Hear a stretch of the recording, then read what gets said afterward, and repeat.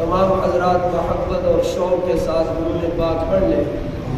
اللہم صلی علی سیدنا و مولانا محمد وعلی آل سیدنا و مولانا محمد کما صلیت علی سیدنا ابراہیم وعلی آل سیدنا ابراہیم انک حمید مجید۔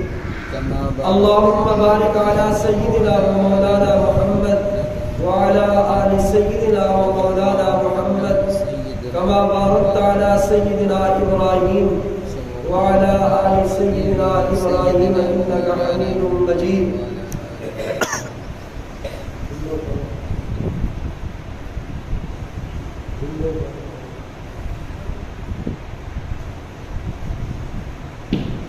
قابل صد تکریم و احترام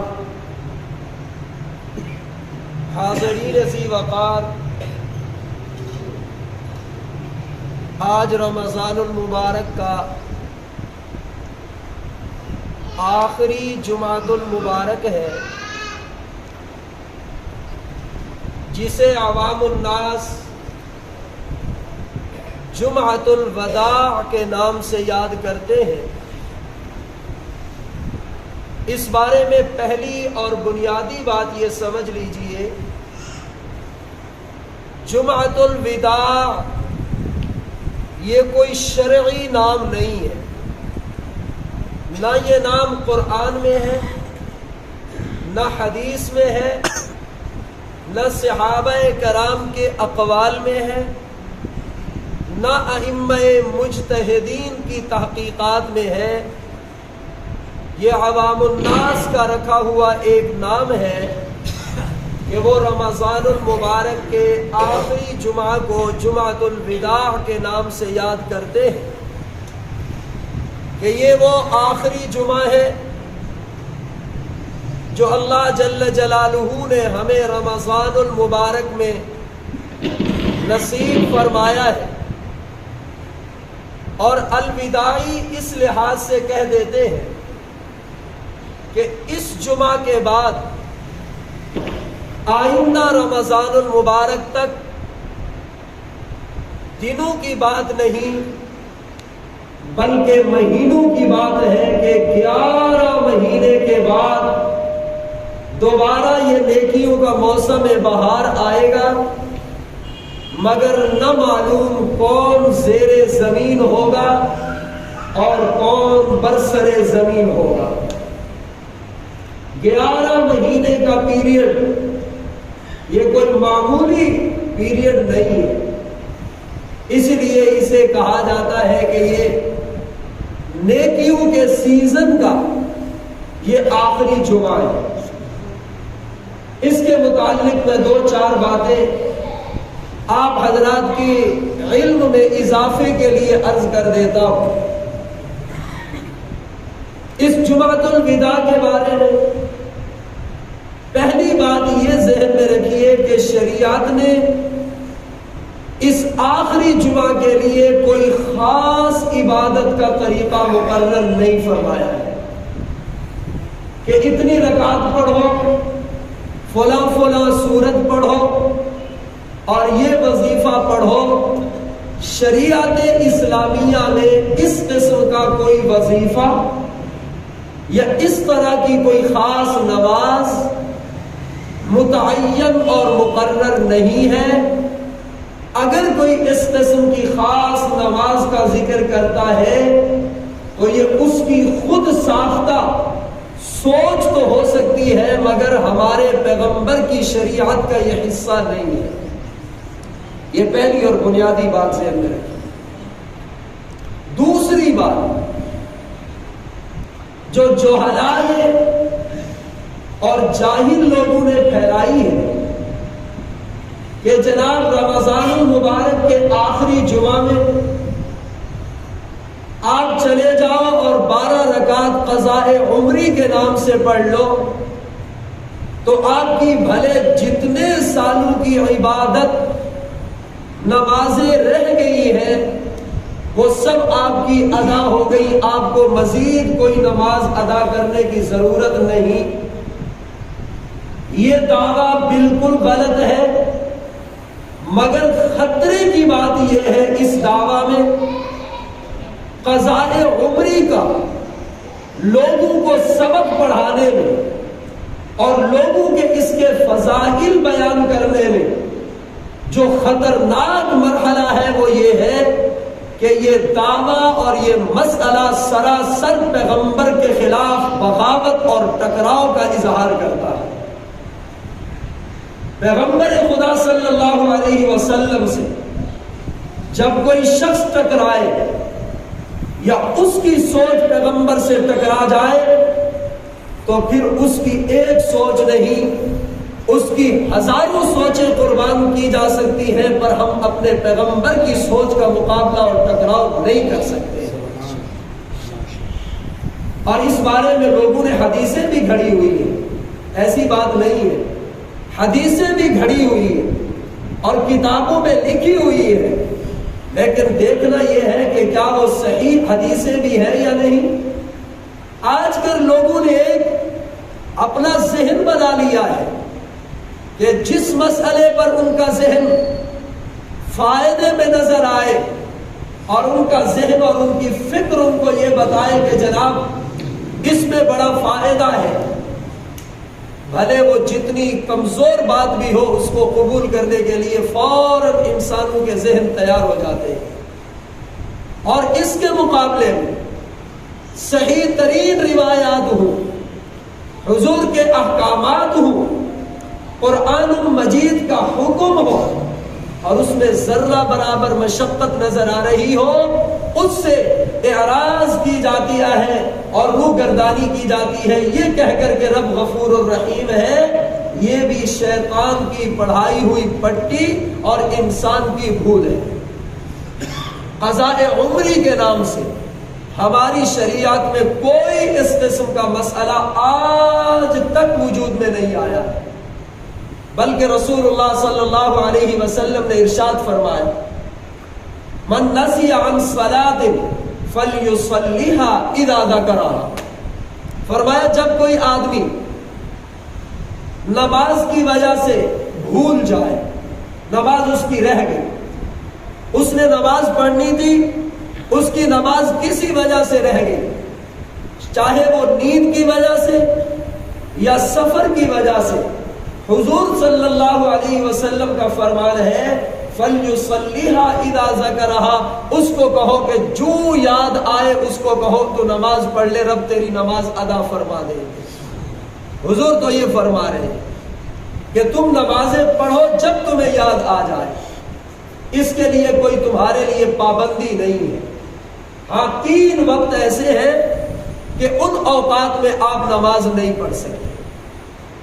ایک عین طلوع آفتاب کا وقت، جب سورج طلوع ہو رہا ہو، اس کے 10 یا 15 منٹ کے بعد آپ کوئی بھی نماز چاہے وہ پڑھ سکتے ہیں، ان 15 منٹ کے اندر اندر آپ کوئی نماز نہیں پڑھ سکتے۔ اور دوسرا استواء الشمس، جسے کہا جاتا ہے زوال الشمس، اس کے بارے میں ایک اصول یاد رکھیے کہ زوال کا وقت کب ہوتا ہے۔ یہ زوال کا وقت آپ کی سہولت کے لیے بولا گیا ہے، ورنہ قرآن و حدیث میں زوال کا لفظ نہیں ہے، قرآن و حدیث میں لفظ ہے استواء الشمس، استواء الشمس۔ اور بعض الفاظ ہیں نصف النہار کے وقت، اس وقت آپ نماز نہیں پڑھ سکتے۔ استواء شمس یا نصف النہار یا زوال شمس، اس کو معلوم کرنے کا بڑا آسان طریقہ ہے، وہ یہ ہے کہ آپ جنتری سے طلوع آفتاب کا وقت دیکھیے اور غروب آفتاب کا وقت دیکھیے، ان طلوع اور غروب کے درمیان کا عین جو درمیانہ منٹ ہے وہ استواء شمس کا وقت کہلائے گا۔ عین اس کا درمیان طلوع سے لے کر غروب تک جتنا وقت ہے اس کو 2 حصے کرو برابر برابر، اس کے آدھا درمیان میں جو منٹ ہے وہ استواء شمس ہے، اس میں آپ نماز نہیں پڑھ سکتے۔ کتنی دیر تک؟ اگرچہ حقیقت تو یہ ہے کہ استواء شمس کے وقت میں امتداد اور پھیلاؤ نہیں ہے، یعنی یہ نہیں کہا جا سکتا کہ 20 منٹ یا 15 منٹ، بلکہ 1 منٹ کے اندر وہ آپ کا استواء شمس کا مکروہ وقت ختم ہو جاتا ہے. لیکن بربنائے احتیاط کی بنیاد پر آپ سے کہا جاتا ہے کہ کم از کم وہ جو 1 منٹ استواء شمس کا ہے اس سے 5 منٹ پہلے اور 5 منٹ بعد آپ نماز نہ پڑھو. اس کے پہلے اور اس کے بعد آپ مرضی جو نماز پڑھنا چاہے آپ پڑھ سکتے ہیں. اور تیسرا وقت زوال شمس کا وقت ہے، وہ غروب شمس کا وقت ہے. جس وقت سورج غروب ہو رہا ہو اس وقت آپ نماز نہیں پڑھ سکتے. باقی پورے 24 گھنٹے میں جس وقت بھی آپ کو موقع ملے آپ اپنی قضا نمازیں پڑھ سکتے ہیں. اس کے لیے آپ کی کوئی پابندی نہیں ہے. اور اس کا طریقہ بھی بڑا آسان ہے. نہ اپنے اوپر بوجھ ڈالو اور آخرت میں بھی کامیاب ہو جاؤ. اور وہ طریقہ یہ ہے، ہر فرض نماز کے ساتھ ایک فرض نماز قضا کرنا شروع کر دو. ایک فرض نماز ہر نماز کے ساتھ. لیکن ایک مسئلہ یاد رکھیے، ادھر نماز فجر ہو گئی، امام محترم نے دعا کرا دی، آپ قضا نماز پڑھنا چاہتے ہیں فجر کی، تو آپ کا حق یہ بنتا ہے یہاں مسجد میں نہ پڑھو بلکہ گھر جا کے پڑھو. اگر یہاں پڑھو گے تب بھی ہو جائے گی. اس کے عدم جواز کا فتویٰ نہیں دے رہا ہوں، یہاں ہو جائے گی. لیکن میں کہہ رہا ہوں یہاں نہ پڑھو، کیونکہ نماز چھوڑنا ایک گناہ ہے اور آپ اپنے گناہ کی تشہیر کر رہے ہیں کہ میری نمازیں رہ گئی ہیں آج میں ان کی قضا کر رہا ہوں. یہ گناہ ہے، نماز چھوڑنا گناہ ہے. آپ نے نماز چھوڑی ہے، جاؤ گھر میں پڑھ لو، کوئی آپ پر پابندی نہیں ہے. نماز فجر کے بعد بھی آپ ایک قضا نماز پڑھ لیں، ظہر کے ساتھ، عصر کے ساتھ، مغرب کے ساتھ، عشاء کے ساتھ. لیکن عشاء کے ساتھ آپ کو وتر بھی پڑھنا ہوگا. جب آدمی کی عشاء کی نماز قضا ہو جائے تو اس کے اوپر لازم ہے کہ عشاء کے فرض کے ساتھ وہ عشاء کے وتر کی بھی قضا کرے گا. گویا دن میں 6 نمازوں کی قضا کرنی ہے اور اس طریقے سے ان کو ادا کرتا رہے. اور کسی کے دل میں اللہ ڈال دے اور وہ یہ کہے کہ میں زندگی بھر کی نمازیں ادا کرنا چاہتا ہوں، مفتی صاحب اب میرے سفید بال آ چکے ہیں، اب مجھے موت کا ڈر ہے، میں ادا کرنا چاہتا ہوں، تو حل بتائیے. محترم حل میں نے بتا دیا، بڑا آسان حل ہے. آئندہ نماز چھوڑو کوئی نہیں، ہر نماز با جماعت ادا کرو اور ہر نماز کے ساتھ ایک قضا نماز ادا کرنا شروع کر دو. رہ گئی یہ بات نیت کیسے کریں گے، تو نیت کا طریقہ یہ ہے کہ آپ جب قضا نماز پڑھنے لگے آپ نے نیت یہ کرنی ہے، میرے اللہ میری جو سب سے پہلے فجر قضا ہوئی تھی اس کو ادا کرتا ہوں. سب سے پہلی، یہ لفظ کہنا ہے، سب سے پہلی جو فجر قضا ہوئی تھی وہ ادا کرتا ہوں. اور پھر ظہر میں، عصر میں، مغرب و عشاء میں بھی یہی کہنا ہے. دوسرے دن، اب دوسرے دن یہ نہیں کہنا کہ دوسری نماز، کیونکہ وہ جو کل ہے وہ آپ کی ادا ہو گئی. اب دوبارہ کہنا ہے سب سے پہلی جو فجر قضا ہوئی تھی، یعنی روزانہ سب سے پہلی، سب سے پہلی، سب سے پہلی کہتے جانا ہے، کیونکہ پچھلی وہ تو آپ کے کھاتے صاف ہوتے جا رہے ہیں. اور کب تک پڑھنی ہے، میں کتنی نمازیں پڑھوں مجھے تو یاد نہیں ہے. زندگی میری 55 اور 60 سال ہو گئی، مجھے تو یاد نہیں ہے کتنی تعداد میں پڑھوں. ارے آغاز تو کر، اختتام خدا کرا دے گا. یہ بھی مسئلہ یاد رکھ لو. تو ابتدا تو کر، اختتام کیسے کرائے گا؟ تو ادھر ہر نماز کے ساتھ ایک قضا نماز پڑھتا رہے.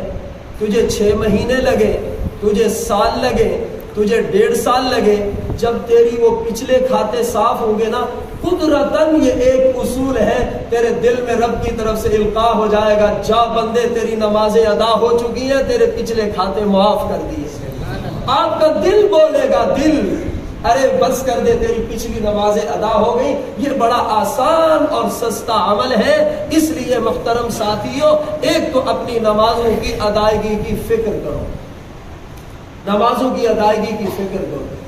ہمارے علاقے میں ایک بڑے لینڈ لارڈ قسم کا آدمی ہے، وہ اس کی والدہ فوت ہو گئی تو وہ آیا، ماں سے اس کو بڑی محبت تھی، کہنے لگا وہ ہماری ماں فوت ہو گئی ہے، اس کی نمازوں کا فدیہ دینا ہے. میں نے کہا کتنے سال کا؟ کہتے مفتی صاحب 10 سال ہو گئے، میں نے تو ماں کو نماز پڑھتے ہوئے نہیں دیکھا. 10 سال تک ماں کو نماز پڑھتے ہوئے نہیں دیکھا، اب فدیہ ادا کرنا چاہتا ہوں. ممکن ہے فدیہ ادا کرنے سے رب کچھ تخفیف کر دے، لیکن یہ فدیے دینے سے کام نہیں چلتا۔ ابھی اپنی زندگی میں اپنے آپ کو سنوارا اور خود رب کے سامنے یہ اپنی جبین نیاز جھکا کے جاؤ، خدا کی قسم دنیا میں بھی مزے کرو گے، آخرت میں بھی مزے کرو گے۔ یہ پہلا مسئلہ یہاں مکمل ہوا کہ قضاء عمری کے نام سے جو لوگوں کو دھوکہ دیا جا رہا ہے یہ بڑا خطرناک معاملہ ہے، اور میں نے کہا اس میں خطرناک معاملہ کہنے کی وجہ یہ ہے کہ یہ سراسر نبی کے حکم کے خلاف اور ان کے حکم سے ٹکراؤ ہے، اور ٹکراؤ رب کبھی بھی برداشت نہیں کرتا ہے۔